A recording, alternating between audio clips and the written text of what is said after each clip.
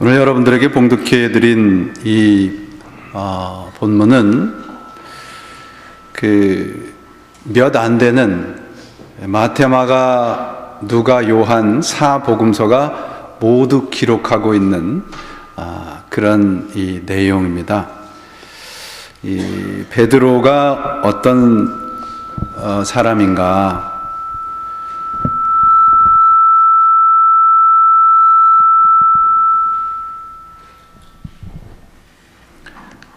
여러분들이 베드로에 대해서 잘 알고 계시겠지만 복음서에 등장하는 예수님의 제자들 가운데서 가장 인간적이고 따뜻한 가슴을 지닌, 그래서 그 따뜻한 가슴으로 진심을 가지고 예수님을 사랑하려고 애를 썼던 사람입니다. 그 진정성을 가지고 예수님에게 주님은 살아계신 하나님의 아들이십니다 라고 고백을 했다가 오히려 사탄이라고 하는 꾸중을 얻게 되는 그런 사람이 베드로입니다. 다른 사람들은 몰라도 저는 죽어도 주님을 배반하지 않겠습니다, 호언장담을 했던 베드로. 그 베드로의 호언장담을 또 사복음서가 다 증언을 하고 있습니다. 나는 죽어도 예수님을 배반하지 않을 것입니다. 요한복음에 보면 이렇게 되어 있어요. 주님, 내가 지금은 어찌하여 따를 수 없나이까? 주를 위하여 내 목숨까지 버리겠습니다 라고 이야기를 하고 있습니다. 또 예수님을 잡으러 왔던 로마 군인들에게 홀로 대항을 했던 제자 역시도 베드로였습니다. 또한 부활하신 예수님을 강 건너에서 그 모습을 보았던, 예수님의 모습을 본 순간 그 자리에서 물속에 뛰어들어서 강을 건너 헤엄쳐서 예수님에게 다가갔던, 정말 우직스럽고 단순했던 사람 베드로. 머리보다는 뜨거운 가슴으로 예수님을 사랑하려고 했고 진심을 가지고 주님을 따르려고 했던 사도 베드로. 우리가 사도 이 베드로를 예수님의 수제자라고도 부르지 않습니까? 그런데 이 존경받는 사도 베드로, 예수님의 첫 번째 가는 사도, 제자, 그의 이 수치스럽고 부끄러운 모습을 사복음서가 이렇게 적나라하게 구체적으로 기록을 해서 후대들에게 전하고 있는 이유가 무엇일까 하는 겁니다. 베드로 스스로도 감추고 싶은 수치스러운 장면, 아니 우리 교회 전체가 아마도 이 베드로의 모습을 어쩌면 감추고 싶고 내놓고 싶지 않은 그런 내용일 것입니다. 왜 이 수치스러운 장면을 복음서는 이렇게 구체적으로 기록하고 있는 것일까요? 사도 베드로를, 예수님의 수제자인 사도 베드로를 깎아내려고 하는 의도였을까 하는 겁니다. 첫 번째, 우리가 먼저 생각할 수 있는 이유는 복음서를 읽고 있는 그 당시에 우리 그리스도인들, 그 그리스도인들이 예수님과 똑같은 상황, 이 베드로와 똑같은 상황에 처해 있다는 겁니다. 로마의 핍박에 직면해서 예수님을 그리스도라고 인정하지 못하고 부인할 수밖에 없는 절박한 상황 속에서 어떻게 해야 할까 하는 겁니다. 성경은 예수님의 수제자인 베드로가 주님을 부인하는 이 장면을 통해서 예수님을 따른다고 하는 것이 무엇인가, 예수님을 따르는 삶에 필요한 것이 무엇인가를 가르쳐주고 있습니다. 곧 십자가와 부활의 신앙이 무엇인가, 오늘 장면이 우리들에게 가르쳐주려고 하는 핵심되는 내용이죠. 마태복음 25장 35절에 보면 아까도 말씀드렸듯이 베드로가 호언장담합니다. 내가 주와 함께 죽을지언정 주를 부인하지 않겠습니다. I'm ready to die, 이런 말이죠. 그런데 36절에 기록된 베드로의 모습은 그렇게 호언장담했던 베드로의 모습과는 좀 다른 모습을 기록하고 있습니다. 예수님께서 피땀을 흘려서 기도하고 있는데 베드로는 그 기도에 동참하지 못합니다. 그리고 58절에 보면 예수님께서 대제사장의 집에 군인들에 의해서 끌려가고 있는데 베드로의 모습이 거기 아주 구체적으로 기록이 되어 있습니다. 뭐라고 기록이 되어 있느냐 하면 예수를 잡아 끌고 대제사장의 집으로 갈새 베드로가 멀찍이 따라가니라, 그렇게 기록하고 있습니다. 베드로는 예수님을 거리를 두고 멀찍이 따라갔던 제자였습니다. 다른 제자들 역시도 생사를 건 피땀 어린 예수님의 기도에 하나도 동참하지 못했습니다. 겟세마네까지는 모두 따라갔습니다. 그러나 예수님의 기도에는 함께하지 못했어요. 오늘날 많은 신도들의 모습이 그렇지 않겠습니까? 오늘 본문이 우리들에게 가르쳐주고 도전하고 있는 질문이 무엇입니까? 당신은 예수님은 어디까지 따라가겠습니까? 묻고 있습니다. 내가 예수님의 십자가와 함께 하고 있느냐 묻고 있어요.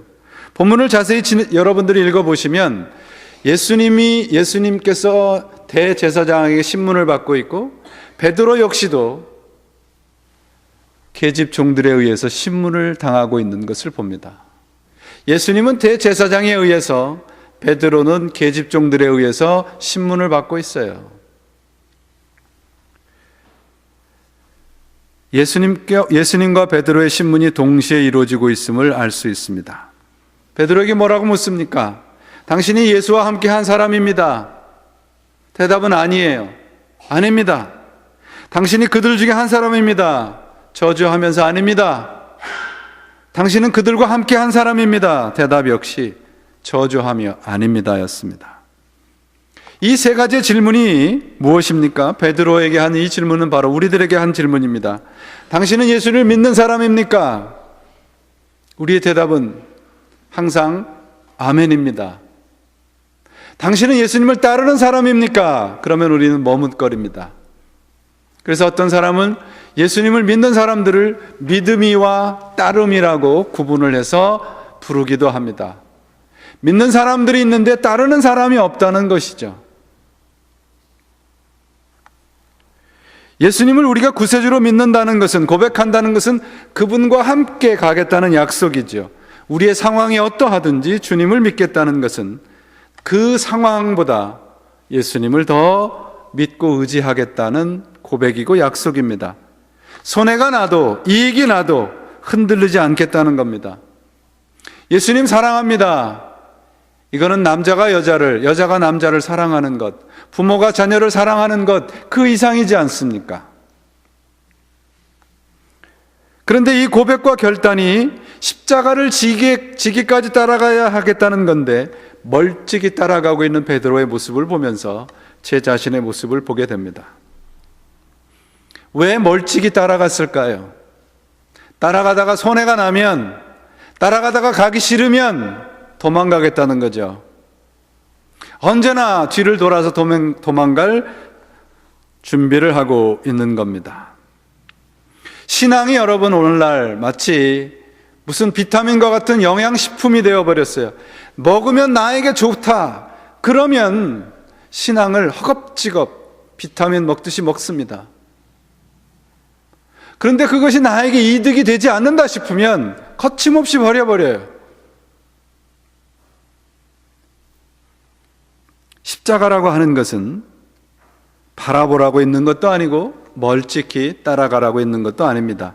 함께 지고 가는 것이죠. 하나님과 함께, 이웃과 함께, 또 다른 나 자신과 함께 십자가를 지고 따라가야 합니다. 바라만 보는 십자가는 멋있습니다. 바라만 보는 십자가는 질만합니다. 그러나 그 십자가를 짊어질 때는 또 다른 문제입니다. 십자가는 멋있고 감동스러울 수 있지만 바라만 볼 때는 내 능력이나 실력이 되지 않습니다. 바라만 볼 때는 오 하나님, 내 마음속에 일시적인 감정이나 위로가 편안함이 있을지 모르지만 우리의 삶의 변화는 찾아볼 수 없게 되죠. 십자가는 날마다 내가 지고 따라갈 때 의미가 있고 능력이 됩니다. 지고 따라가는 것, 그것이 십자가의 신앙입니다. 베드로는 십자가까지는 멀찍이 따라갔습니다. 근데 함께 하지 못했습니다.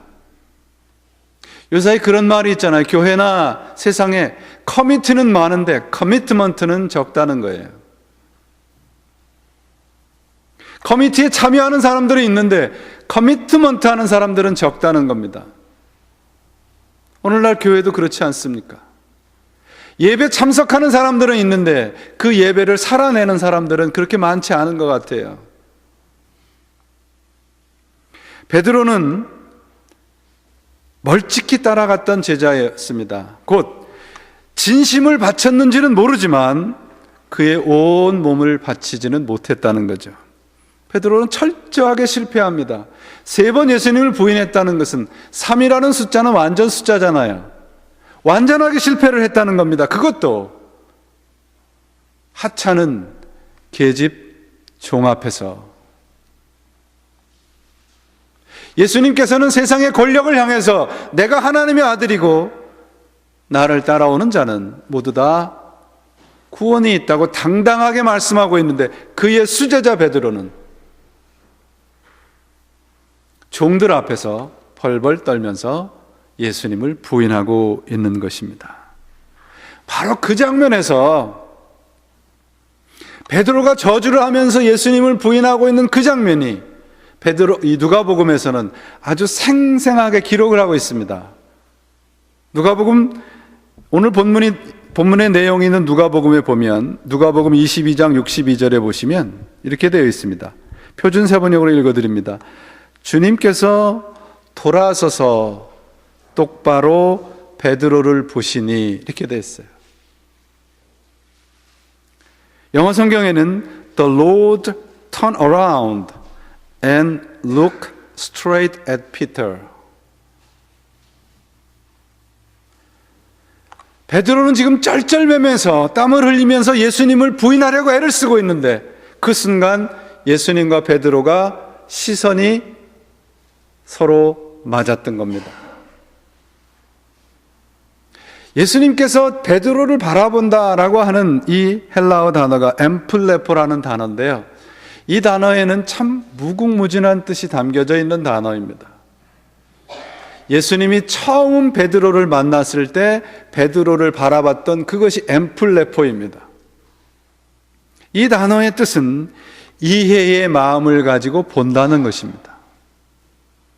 자신을 저주하면서 자신을 모른다고 하는 자신이 사랑했던 베드로, 그와 눈이 마주쳤을 때 베드로가 볼 수 있었던, 발견했던 예수님의 눈 속에 있었던 것은 예수님의 사랑이었습니다.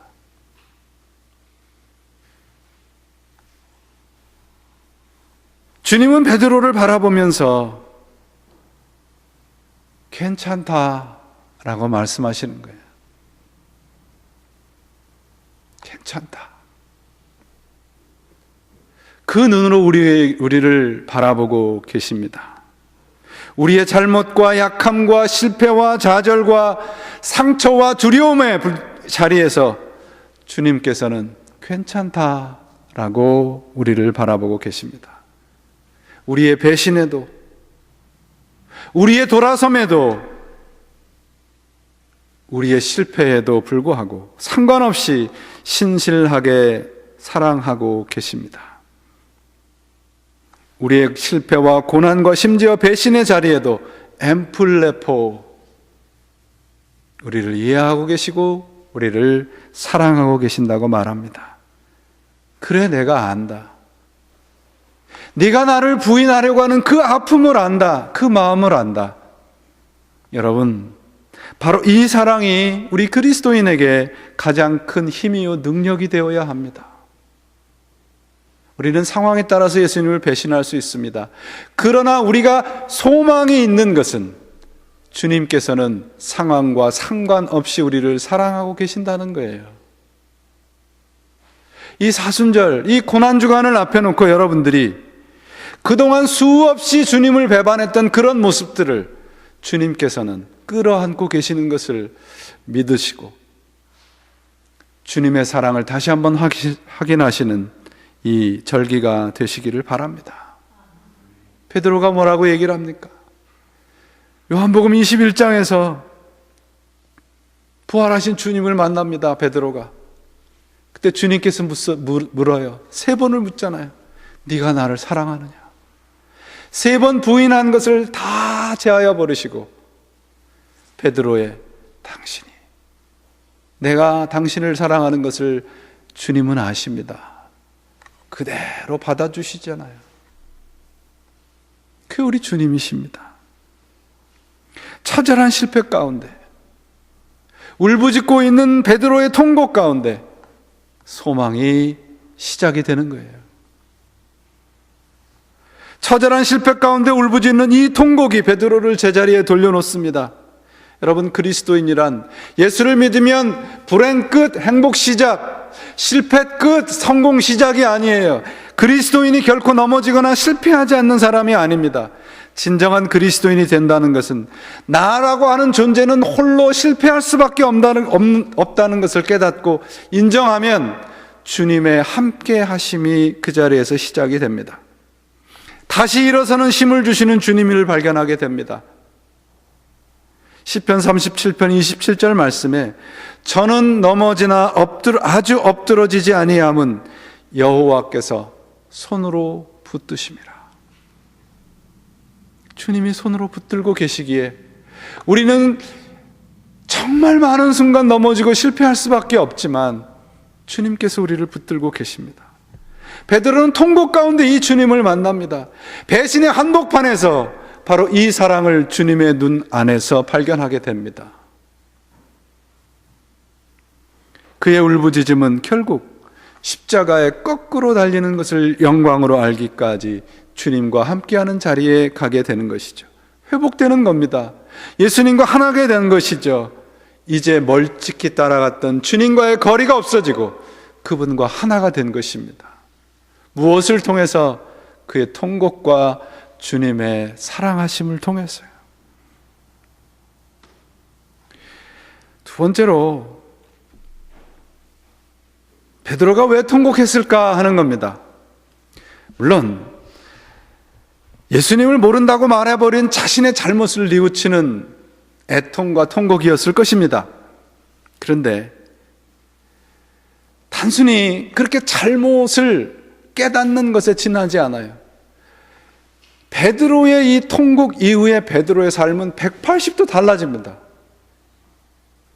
무엇이 그거를 그렇게 달라지게 만들었을까 하는 거예요. 여러분, 베드로가 예수님께 주님은 살아계신 하나님의 아들이십니다. 당신이 그리스도이십니다. 나는 죽어도 당신을 배반하지 않겠습니다. 다른 사람은 몰라도 나는 주님이 죽을 때까지 함께 하겠습니다. 그 고백이 진심이 아니었을까요? 그 고백이 그저 립서비스였을까요? 아닙니다. 그는 진정성을 가지고 진심을 가지고 예수님에게 고백했습니다. 그리고 그 진심을 가지고 예수님을 따라가려고 했습니다. 그런데 통곡에 부닥칩니다. 실패에 부닥칩니다. 왜 그랬을까요? 베드로는 배신하면서 깨닫습니다. 아, 진심만으로는 되지 않는구나. 진심이 담긴 결단과 고백만으로는 부족한 것을 베드로는 철저하게 깨달은 거예요. 우리는 내가 진심을 갖고 결단을 하면 하나님이 다 알아줄 거라고 생각을 합니다. 아닙니다, 여러분. 기독교는 지극과 정성의 종교가 아니에요. 기독교는 순종의 종교입니다. 여러분들이 어떠한 진심을 가지고 있었던 그 진심이 나의 삶 속에서 실력으로 드러나지 않으면 그 진심은 아무짝에도 쓸모가 없습니다. 하나님이 우리의 진심 어린 결단을 원하시는 것이 아니라 우리의 순종을 원하십니다. 진심만으로는 부족합니다. 우리 늘 불평합니다. 하나님, 왜 내 진심을 알아주지 않습니까? 하나님이 왜 알아주지 않으시겠어요? 실력이 되지 않는 진심은 아무 의미가 없기 때문에 그렇습니다. 로마서 7장 15절 24절 말씀을 보면 우리 잘 아는 사도 바울의 애통한 고백이 나옵니다. 오라 나는 곤고한 고백이로다. 이 사망의 몸에서 누가 나를 건져내랴. 이 말씀이 우리 앞에 벌어지고 있는 오늘 본문의 현장인 거예요. 베드로가 얼마나 인간적으로 예수님을 따르려고 했는가. 그는 자기 목숨을 다해서 예수님을 따르려고 했습니다. 죽는 자리까지 함께 하려고 했습니다. 다 주를 버려도 나는 아닙니다. 그런데 베드로는 배신합니다. 그런데 그 배신 이후에, 통곡 이후에 십자가에 거꾸로 못 박는 것을 영광스럽게 생각하는 변화가 일어나요. 어떻게 이런 변화가 가능할까요? 베드로의 의지와 결단과 진심이 예전보다 더 강해졌기 때문입니까? 아닙니다. 여러분, 사도 바울이 오라 나는 곤고한 사람이로다 이 사망의 골짜기에서 누가 나를 건져내랴, 이 고백이 예수님을 만나기 전의 고백입니까? 예수님을 만난 후의 고백입니까? 예수님을 만난 후의 고백입니다. 그런데 어떻게 이런 고백을 할 수 있을까요? 사도 바울이 의지가 약해서요? 진심이 없어서요? 아니에요. 해답이 어디 있는가를 사도 바울이 발견을 해요. 24절 끝이 이렇게 됩니다. 예수 그리스도로 말미암아 감사하리로다. 우리 주 예수 그리스도로 말미암아 감사하리로다. 내 의지와 내 결단과 내 진심이 아니고 예수 그리스도를 통해서만 가능하다는 말씀이에요. 우리 기독교는 그래서 여러분, 의지와 진심이 담긴 결단과 고백의 문제가 아니라 순종과 항복의 문제입니다. 십자가에서 죽고 사는 문제는 의지나 결단으로 가능한 것이 아니라 내가 십자가까지 항복하는 신앙을 갖는 것이 문제예요. 결단과 의지가 아니라 종교적인 지위나 연륜의 문제가 아니라 말씀으로 나를 얼마나 죽이고 사느냐의 문제입니다. 여러분, 이 베드로가 받고 있는 이 질문은 오늘날 우리의 삶의 현장에서 당하는 똑같은 질문과 같잖아요.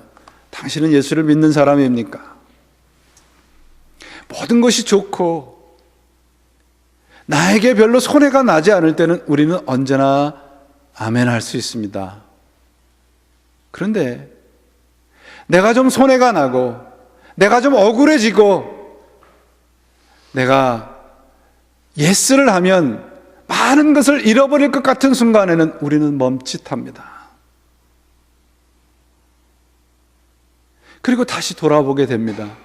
그리고 계산기를 두드리죠. 베드로가 직면한 현장이 우리의 현장입니다. 그런 순간 우리가 하나님에게 드리는 많은 질문과 불평이 뭐예요? 하나님, 제 진심은 아시죠? 내 진심은 그렇지 않은데 이 순간 어쩔 수 없습니다. 베드로가 배반하는 것과 무엇이 다른가요? 진심이 담긴 고백도 아름답지만 실력이 되는 신앙을 갖추는 것은 더욱 절실합니다. 미국의 백화점 왕이라고 하는 존 오너메이커라는 사람이 있잖아요. 한국에 가면 종로이가에 YMCA 빌딩을 지어줘서 기증한 사람이기도 하죠. 이 워너메이커가 평생 지니고 다녔던 그 표에 3T가 적혀져 있다는 거예요. 세의 3T.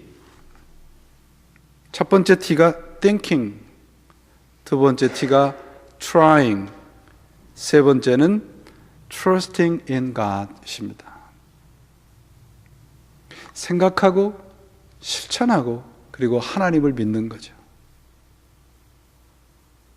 여러분이 하나님에게 드리는 진실한, 진심 어린, 정성 어린 고백도 아름답지만 하나님의 말씀을 생각하고 그 말씀을 실천하고 그리고 한 다음에는 그리스도를 온전히 신뢰하는 것이 오늘날 우리의 신앙에 필요한 것이 아니겠습니까? 베드로가 예수님을 3번 부인하고 난 다음에 심히 통곡을 했습니다. 그리고 생각이 났습니다. 하나님의 말씀이. 그 말씀이 뭐라고 말씀드렸습니까? 레마라고 기록을 하고 있어요. 그 단어를. 레마. 하나님의 말씀이 내 안에서 실력이 되고 소화가 된 말씀, 그것은 로고스가 아니고 레마입니다. 베드로가 하나님의 말씀을 몰랐습니까? 알았습니다. 우리는 하나님의 말씀을 모릅니까? 압니다. 그런데 왜 베드로와 똑같은 잘못을 저지르고 있나요? 그 말씀이 내 것이 되지 않기 때문에 그렇지 않은가요? 베드로는 바로 우리의 모습입니다. 말씀을 알고 열심도 있고 진심으로 하나님을 따라가려고 하는 의지만 있습니다. 그런데 그 말씀으로 내가 죽고 변화되어야 하는 것이 없습니다. 우리 영혼에 주인이 바뀌는 사건이 없으면 우리는 언제나 고백만 하고 진심만 바치는 그저 성전 마당만 밟고 지나가는 신앙으로 끝날 수 있습니다. 사랑하는 여러분, 기독교 신앙은 정성과 진심의 싸움이 아니고요, 순종과 충성의 싸움입니다. 그분과 함께 죽으면 그분과 함께 삽니다. 그분에게 모든 것을 바치면 그분에게서 모든 것을 더하여 주십니다. 그것이 기독교입니다. 사랑하는 여러분, 오늘 이 사건이 언제 일어났습니까? 예수님의 고난 바로 직전에 일어났음을 주의해서 보십시오. 우리 모두가 십자가 앞까지는 멀찍이 따라갈 수 있지만 십자가와 함께하지 못한 베드로의 모습 속에 우리 자신이 있다면 돌아서야 합니다. 제자는 멀찍이 따라가는 사람이 아니라 어디까지라도 함께 가는 사람이어야 하기 때문에 그렇습니다. 베드로에게 통곡이 있었기에 그에게 소망이 있습니다. 여러분은 무엇 때문에 통곡을 하십니까? 우리 신자들의 많은 부분의 통곡은 하나님이 내 편이 되주지 않는다는 것에 통곡을 합니다. 하나님 어찌 이러실 수 있습니까? 통곡합니다. 그러나 이 베드로의 통곡은 내가 하나님 편에 서지 못한 것에 대한 통곡이고 애통입니다. 그래서 그의 삶은 통곡 이전과 이후가 극적인 변화가 있었던 것입니다. 여러분, 요사이 요 근래에 정말 눈물을 흘리면서 애통하면서 가슴을 치면서 울어보신 적 있나요? 만약에 울어보셨다면 무엇 때문에 울어보셨나요? 저는 정말 하나님 앞에 이런 통곡이 회복됐으면 하는 바람을 갖는 사람입니다. 왜냐하면 진정 통곡하는 사람에게 소망과 회복의 역사가 있기 때문에 그렇습니다. 오늘날 우리의 신앙의 문제는 진심도 있고 정성도 있습니다. 그런데 순종과 충성이 없습니다. 진심도 없고 정성이 부족하니까 조금 진심을 내고 정성만 있으면 영적이라고 생각을 합니다. 아닙니다, 여러분. 순종하시는 자리까지 가셔야 됩니다. 진심만으로는 충분하지 않습니다. 오늘이 종료주일입니다. 예수님께서 예루살렘에 들어오실 때 이 종려가지를 흔들고 수많은 사람들이 환영을 했습니다. 그들의 진심이 없었을까요? 그들은 진심으로 예수님을 환영했습니다. 그런데 믿음이 없었습니다. 그래서 불과 몇 시간이 지나지 않아 그들은 예수님을 십자가에 달려 죽이라고 외칠 수 있었던 것입니다. 진심으로는 부족합니다, 여러분. 하나님에게 여러분의 진심과 더불어서 여러분의 삶을 바치실 때 그 안에서 소망이 있고 그 안에서 그 자리에서 부활의 역사가 일어나는 것입니다. 진심만 담긴 고백이 아니라 우리 인생의 주인을 예수 그리스도로 바뀌는 자리까지 가셔서 십자가 앞에 멀찍이 따라가는 그 자리에서 우리 한 발짝 더 나가셔서 부활의 그 현장에 우리 모두가 주인공이 될 때 우리는 주님과 함께하는 진정한 주님의 자녀로서 살아갈 수 있음을 기억하시고 올해의 이 고난주일과 부활절은 여러분들 안에 진정한 통곡이 회복이 되셔서 주님과 함께 하시는, 그리고 그분을 따라가시는 순종의 결단과 실천이 있는 주님의 자녀로 살아가시기를 주님의 이름으로 축원을 드립니다.